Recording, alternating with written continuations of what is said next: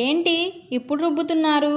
వెనక బాల్కనీలో ఓ మూలకి ఉన్న చిన్న రోటి ముందు ముక్కాలపేట మీద కూర్చొని రోట్లో పొత్రాన్ని గిరగిరా తిప్పుతూ చకచకా రుబ్బుతున్న పార్వతమ్మ వెనక నుంచి వచ్చిన కోడలి ప్రశ్నకు ఒక్కసారి ఉలిక్కిపడింది.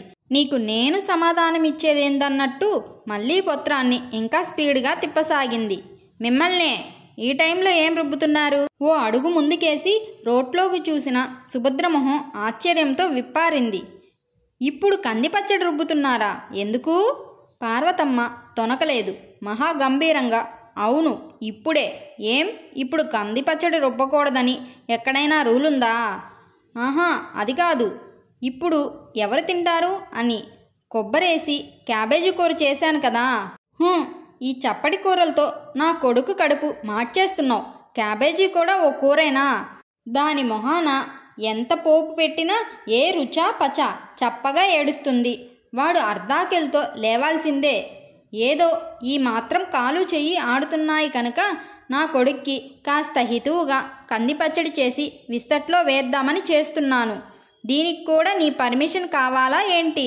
దబాయింపుగా అన్న పార్వతమ్మ మాటలకి సుభద్రకి చిర్రెత్తుకొచ్చింది. అబ్బో మీరే కన్నారు మహా కొడుకుని. మీ కొడుకేవి బాలాకుమారుడు కాదు. కూతురి పెళ్లి చేసి పంపించిన 60 ఏళ్ళకి దగ్గరవుతున్న మనిషి. బీపీ షుగరు అప్పుడే ఒంట్లోకి చేరాయి. అవన్నీ చూసుకుంటూ నేను జాగ్రత్తగా ఆయనకి వండి పెడుతుంటే మీకే ఏదో మహా ప్రేమున్నట్టు ఈ రాత్రిపూట కందిపచ్చడి చేసి ఆయన విస్తట్లో వేస్తే ఆయనకి అరగొద్దు? తరువాత ఏవైనా అజీర్ణం గట్రా పట్టుకుంటే ఎవడు పడతాడు బాధ? నేనేగా. అలాంటి అజీర్తి రోగేం కాదు నా కొడుకు. రాళ్ళు తిన్నా అరాయించుకోగలడు. నీకే ఎక్కడ లేని సుకుమారాలును పని చేయాల్సి వస్తుందని తినడం మానేసే నువ్వు కూడా నాకు చెప్పేదానివే. పార్వతమ్మ మాటలకి తిక్కరేగింది సుభద్రకి. మరే మేం సుకుమారులమే, అందుకే మాకు సుకారాలు. మీరంతా బండ మనుషులు, రాళ్ళు తిన్నా అరాయించుకుంటారు. నాకెందుకు ఈ అక్కర్లేని వెంపర్లాట? మీరు మీ కొడుకు చూసుకోండి. అయినా శుభ్రంగా మిషనుండగా ఈ రోటితో తంటాలు పడ్డం ఎందుకు? ఆనక ఒళ్ళు నొప్పులంటూ మంచం ఎక్కడం ఎందుకు? మూతి తిప్పుకుంటూ కొంగు నడుం చుట్టూ దోపుకుంటూ విసురుగా వంటింట్లోకి వెళ్ళిపోయింది సుభద్ర. మిషన్లో రుబ్బాలిట కందిపచ్చడి, మిషన్లో. ఈవిడిగారింకా చెప్పలేదని కాబోలు నేను రోటి ముందు కూర్చుంటా. అయినా ఎద్దుకేం తెలుసు అటుకుల రుచని? రోట్లో రుబ్బే కందిపచ్చడి రుచి దీని మొహానికేం తెలుస్తుందిలే. ఇంగో బాగా దట్టించి కనుక పోపు పెడితే ఈ పచ్చడికి ఆ వాసనకి లంకనాలు చేసినవాడు కూడా లేచి విస్తర ముందు కూర్చుంటాడు. వీడు బొత్తిగా నోట్లో నాలిక లేనివాడు కనుక అమాయకుణ్ణి చేసి కొంగున కట్టేసుకుంది. అది విస్తట్లో వేసింది తినడమే తప్పితే ఒక్కనాడైనా నోరు విప్పి ఇది చెయ్యమని దాన్ని అడిగాడా? వెర్రి నాగన్న. ఏదో వాడు కడుపు నిండా ఏం తింటాడో తెలుసు కనుకనే అడగకుండానే అమ్మని కనుక ఇలా తంటాలు పడుతున్నాను. కనీసం ఈ పూటైనా వాడికిష్టమైన ఈ కందిపచ్చడితో బిడ్డ కడుపు నిండా తింటే చాలు. అవును, ఇంతకీ ఈ పూట ఇది అన్నం వండిందా? రొట్టెలు చేసిందా? కందిపచ్చడి రొట్టెల్లోకి ఏం బాగుంటుంది అని నెమ్మదిగా గొనుక్కుంటూ కోడలు అన్నం వండిందో లేదోనని అనుమానం రాగానే గట్టిగా ఓ కేకెట్టింది పార్వతమ్మ. ఇదిగో పిల్ల, ఈ పూట రొట్టెలు చెయ్యకు. అన్నం కూడా ఓ గుప్పెడు బియ్యం ఎక్కువ పడే. కందిపచ్చడి ఉంటే వాడు 2 మెతుకులు ఎక్కువే తింటాడు. అత్తగారు పార్వతమ్మ పెట్టిన కేక విన్న సుభద్ర విసుక్కుంది. ఈవిడ చాదస్తంతో చస్తున్నాను అనుకుంటూ రొట్టెల కోసం కలిపిన పిండిలో అత్తగారికి కావలసిన 2 రొట్టెల వరకు అయ్యే పిండిని మటుకు పైనుంచి మిగిలిన దాన్ని ఫ్రిడ్జ్లో పెట్టేసింది. కుక్కర్ పెట్టడానికి బియ్యం డబ్బా మూత తీసింది. హాల్లో రాఘవతో పాటు స్పీకర్ ఫోన్లో వీళ్ళిద్దరి సంభాషణ వింటున్న రాఘవ కూతురు సరోజ పక్కున నవ్వింది. విన్నావమ్మా? నీకేం నువ్వు వెళ్ళి ఢిల్లీలో కూర్చున్నావు. నాకు మటుకు వీళ్ళ గొడవ తప్పడం లేదు. రాఘవ మాటలు విన్న సరోజ నవ్వుతూనే చెప్పింది. పెళ్ళయ్యేదాకా రోజు నా పెంపకం గురించి ఇద్దరూ ఇలాగే గొడవ పడేవారు నాన్న. ఇప్పుడు నీ గురించి అన్నమాట. మొత్తానికి నీకు కాలక్షేపం బాగానే ఉంటుందిలే. ఏం చేస్తామమ్మా, ఇద్దరూ ఇద్దరే. ఇద్దరికీ నువ్వన్నా నేనన్నా మమకారమే. ఎవరి పద్ధతిలో వాళ్ళు దాన్ని చూపించుకోవడానికి చేసే ప్రయత్నమే ఇది అంటూ చేల్చేశాడు రాఘవ. సరే నాన్న, ఇంకివాళ కుదరదులే కానీ రేపు మాట్లాడతాలే వాళ్ళిద్దరితో అంటూ ఫోన్ పెట్టేసింది సరోజ. రాఘవ తీరుబడిగా కూర్చొని టీవీలో క్రికెట్ చూడడం మొదలుపెట్టాడు. కానీ క్రికెట్ కామెంటరీ కన్నా గట్టిగా అత్తాకోడళ్ళ సంభాషణ రాఘవ చెవిలో పడుతుంది. అన్నం వండాలిట, అన్నం 2 పూటలా ఆ అన్నం తినకూడదని ఎంతమంది డాక్టర్లు చెప్పడం లేదు? కార్బోహైడ్రేట్లు ఎక్కువగా తినకండోయ్ అని ముప్పొద్దులా అందరూ డాక్టర్లు ఆ టీవీలో ఘోష పెడుతూనే ఉంటారు. కానీ ఇలాంటి చాదస్తం మనుషులు వినిపించుకుంటేనా? సుభద్ర బియ్యం కడుగుతూ ఎంతో నెమ్మదిగా విసుక్కున్న ఆ మాటలు పార్వతమ్మ చెవిలో పడనే పడ్డాయి. అవునమ్మా, కడుపు నిండా తినడం కూడా చాదస్తమైపోతుంది ఇంట్లో. అక్కడికి పెద్దాడికి చెప్తూనే ఉన్నాను, చిన్నాడి దగ్గరికి వెడతాను, టిక్కెట్టు కొని రైలెక్కించరా అని. అక్కడికెడితే ఎంచక్కా వంటిల్లంతా నా అజమాయిషీలోనే ఉంటుంది. ఏం చేసినా సంబరపడిపోతూ తింటారు చిన్నోడు, వాడి పెళ్ళాం, పిల్లలు. అక్కడ అందరూ నన్ను నెత్తిన పెట్టుకుంటారు. నీలా నువ్వంటూ మీద పడిపోరు. ఎందుకు పెట్టుకోరు? ఇద్దరు ఉద్యోగులైనా ఇంటికొచ్చేసరికి వేడివేడిగా వేపుళ్ళు కందిపచ్చళ్ళు చేసి పెడితే తినడానికేం తీపరం? అయ్యో, పెద్దావిడ చేత చేయించుకుంటున్నామే అన్న ఇంగిత జ్ఞానం కూడా లేదు వాళ్ళకి. అలాంటి వాళ్ళే నచ్చుతారులేండి మీలాంటి వాళ్ళకి. తీయగా కబుర్లు చెప్పి ఇంటెడి చాకరీ చేయించుకుంటారు. అక్కడికే వెళ్ళండి, ఎవరొద్దన్నారట? మరే నీ పర్మిషన్ కోసమే చూస్తున్నాను నేను. పాపం వెళ్ళిన దగ్గర నుంచి మొగుడి చేత ఫోను మీద ఫోను చేయించి 10 రోజులు కూడా ఉండనీయకుండా వెనక్కి రప్పించేసిందెవరో. ఎంత జానవే కాకపోతే మొగుడిని కొంగును కట్టేసుకుని వాడితో చెప్పిన నన్ను వెనక్కి రప్పించేశావు. పుత్రాన్ని మరింత గిరగిరా తిప్పుతూ అడిగింది పార్వతమ్మ. అబ్బో, మీ మీద ప్రేమ కారిపోతుందని రప్పించేశాను. పాపం మీ ముద్దుల కొడుకు అమ్మ మీద బెంగ పెట్టుకుని తిండి తినకపోతుంటే పిలిపించండి అనాల్సి వచ్చింది. లేకపోతే మీ చేత మాటలు పడడం నాకేమైనా సరదానా? రైస్ కుక్కర్ స్విచ్ వేస్తూ అంది సుభద్ర. ఉండదు మరి బెంగ.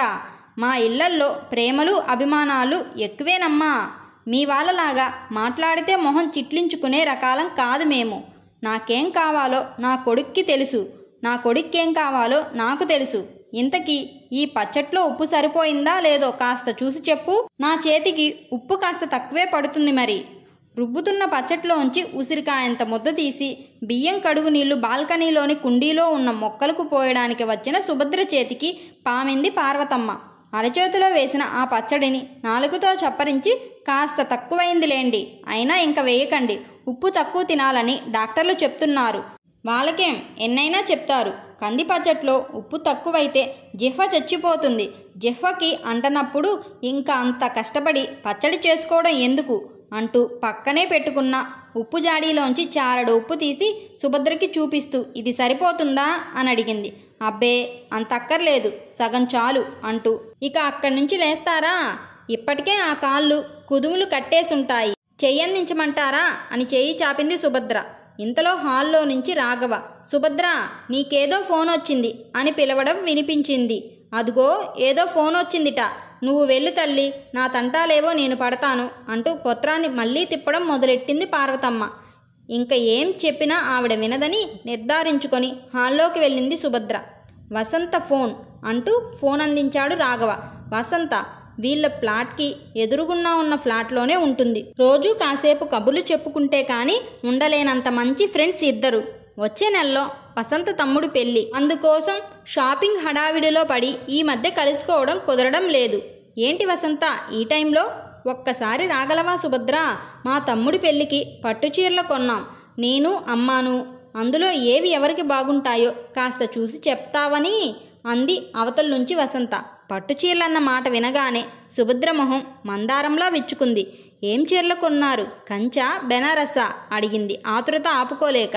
అవి ఇవి అన్నీ కొన్నాం, నువ్వు ఒకసారి వచ్చి చూసి ఎలా ఉన్నాయో చెప్పు. ఇదిగో ఇప్పుడే వస్తున్నా అంటూ వీధి గుమ్మం వైపు వెళ్ళబోయి మళ్ళీ ఏదో గుర్తొచ్చినట్టు వెనక్కి వచ్చి వంటింట్లో పార్వతమ్మ కోసం చేసి పెట్టిన టిఫిన్ డైనింగ్ టేబుల్ మీద కనపడేలా పెట్టి రాఘవకి విషయం చెప్పి ఎదురు ఫ్లాట్కి వెళ్ళింది సుభద్ర. ఓ అరగంట అయ్యాక పార్వతమ్మ వచ్చింది రాఘవ దగ్గరికి. ఒరే అబ్బాయ్ అంటూ, టిఫిన్ తిన్నావా అమ్మా అడిగాడు రాఘవ. తిన్నాను కానీ అంటూ మాటని మధ్యలోనే ఆపేసింది పార్వతమ్మ. ఏం కావాలమ్మా? మీ ఆవిడేది రహస్యంగా అడిగింది. ఎదుటి ఫ్లాట్ విమల ఏవో చీరలు చూడమని పిలిస్తే వెళ్ళింది, అంతే రహస్యంగా చెప్పాడు రాఘవ. నీతో ఓ మాట చెప్పాలరా అంది దగ్గరకు వచ్చి సోఫాలో కూర్చుంటూ. ఇంకాస్త దగ్గరికి జరిగాడు రాఘవ. రేపు శ్రావణ మాసానికి మీ ఆవిడికి జరీగల్లున్న కంచిపట్టు చీర కొనరా అంది నెమ్మదిగా. అదేంటి ఆశ్చర్యంగా అడిగాడు రాఘవ. పాపం వెర్రిపిల్ల, ఎప్పటినుంచి దాని మనసులో ఈ కోరిక ఉందో మొన్న ఫోన్లో వాళ్ళ అక్కతో అంటుంటే విన్నాను. ఇన్నాళ్ళ నుంచి పాపం మనం ఏది కొంటే అదే కట్టుకుంటుంది, కానీ ఎప్పుడూ నోరు తెరిచి నాకిది ఇష్టం అని చెప్పలేదు. నువ్వేమి లోటు చేశావని కాదనుకో, కానీ ఇన్నాళ్ళు పిల్ల పెళ్లి బాధ్యత ఉంది కనుక ఇద్దరూ పొదుపుగా సంసారం చేసుకుంటూ దాన్ని ఓ ఇంటిదాన్ని చేశారు. ఇప్పటికైనా కాస్త దాని ఇష్టాయిష్టాలు చూసి చేస్తుండు అంది. అలాగేనమ్మా అన్నాడు రాఘవ గొంతు నిండుగా. సరే సరే అయితే ఇంక నేను పడుకుంటాను. కంది పచ్చడి చేశాను, మర్చిపోతుందేమో వేయడం, అడిగి వేసుకొని తిను అంటూ తన గదిలోకి వెళ్ళిపోయింది ఆవిడ. సీరియస్గా టీవీ చూస్తున్న రాఘవ మీద ఏదో పడినట్టు అవడంతో ఒక్కసారి ఉలిక్కి పడ్డాడు. తీసి చూస్తే అదేదో ఆయింట్మెంట్. గబుక్కున వచ్చి దాన్ని అందుకుంది సుభద్ర. అయ్యో చూడలేదండి, ట్యూబ్లో ఇంకేమీ లేదని పక్కనే పడేస్తుంటే పొరపాటున మీ మీద పడింది. నువ్వెప్పుడొచ్చావు వసంత వాళ్ళింటి నుంచి అడిగాడు రాఘవ. ఇందాకనే వచ్చాను. మీరా క్రికెట్లో మునిగిపోయి ఉన్నారు. ఏ దొంగడైనా ఇంట్లో చొరబడినా అంతే అంటూ సుభద్ర టేబుల్ మీద కుప్పగా పోసిన టాబ్లెట్లలో దేనికోసమో సీరియస్గా వెతుకుతుంది. ఏం కావాలి అని అడిగాడు. పెయిన్ బామ్ అండి, ఇక్కడే ఎక్కడో ఉండాలి. ఏం నడునొప్పిగా ఉందా? నాకు కాదు, మీ అమ్మగారికి. చూడండి కాళ్ళు రెండు ముడుచుకొని ఎలా పడుకున్నారో. ఒంట్లో ఓపిక లేకపోయినా ఆ చిన్న ముక్కాల పీట మీద కూర్చొని ఇప్పుడు కంది పచ్చడి రుబ్బకపోతేనేం? ఇంతోటి రుచి మిక్సీలో వేస్తే రాదట, చాదస్తం కాకపోతే. మీరైనా చెప్పచ్చుగా. అబ్బే, గుళ్ళో విగ్రహంలా అన్నీ వింటూ అలా కూర్చుంటారు తప్పితే పెదవి మెదపురుగా అంటూ అటు పక్కన దొరికిన పెయిన్ బామ్ ఆయింట్మెంట్ ట్యూబ్ పట్టుకొని పార్వతమ్మ గదిలోకి వెళ్ళిన సుభద్ర మాటలు అక్కడి నుంచి హాల్లో ఉన్న రాఘవ చెవిలో కూడా పడ్డాయి. ఓసారి కాకపోయినా ఓసారైనా చెప్పిన మాట వినాలి. మీరేమైనా బాలాకుమారి అనుకున్నారా రోట్లో కంది పచ్చడి రుబ్బేయడానికి? ఆ కాళ్ళిలా చాపండి, కాస్త మందు రాస్తాను. రోజు రోజుకి మీ చాదస్తంతో చస్తున్నాను. ఇప్పుడు మీ అబ్బాయి ఆ కంది పచ్చడి తినకపోతే వచ్చే నష్టమేమిటో. ఏం చేస్తాం, నాకు తప్పుతుందా? పెద్దవారు ఇలా కాళ్ళు ముడుచుకొని పడుకుంటే ప్రాణం ఉసూరు మనదు. ఇదిగో ఇప్పుడే చెప్తున్నా, మీరు మళ్ళీ ఇలాంటి బండ పనులు జోలికెడితే మటుకు నేను మా పుట్టింటికి వెళ్ళిపోతాను. మీరు మీ అబ్బాయికి కంది పచ్చడే రుబ్బు పెట్టుకుంటారో కందబచ్చలే చేసుకుంటారో మీ ఇష్టం. ఆ మాటలు విన్న రాఘవ ఈ అత్తాకోడలకి తన కూతురు కన్నా వాళ్ళలో వాళ్ళకే ఒకరంటే ఒకరికి మహామమకారం అనుకొని నవ్వుకున్నాడు.